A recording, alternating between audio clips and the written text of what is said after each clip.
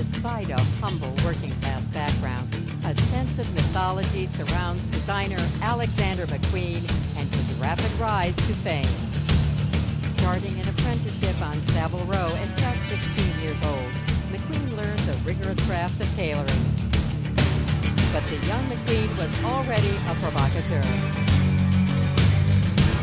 He wrote, "I am a inside the Savile Row jacket he stitched for Prince Charles, and I am stinking rich inside Lord Rothschild's." McQueen went on to work with Cognoscenti and Romeo TV before returning to London and attending Central St. Martin's.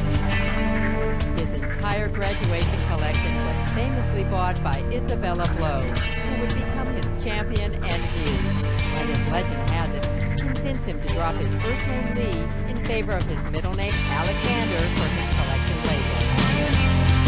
I think he's someone really that's going to do very well. I mean, I hope Alexander's going to take over like John Galliano, perhaps one day a major couture house in Paris. And there's always romance and sadness and joy and all the things that you have in life he puts into this tailoring. I think he's great.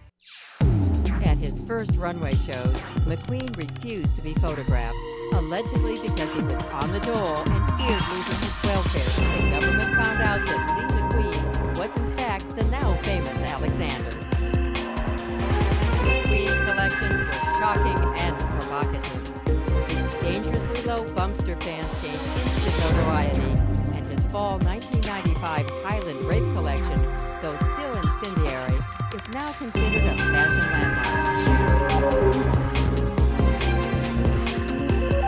A show is about excitement and having a good time and provoking thought and imagination, and I don't see a point in doing a show if it's not going to provoke any sort of feeling. McQueen's provocative collections, paired with his razor-sharp tailoring, quickly got him noticed by the fashion powers. And in 1996, the bad boy of fashion was placed at the head of the elegant French house of Givenchy. It was an unexpected casting, and in spite of some strong reviews and the opportunity to design the haute couture, McQueen claimed his creativity was stifled by the house and its corporate bosses, LVMH. You have the commercial side of fashion that you have to sell, and then you have the creative side of fashion, and really the two never combine, and you either stick to one or the other.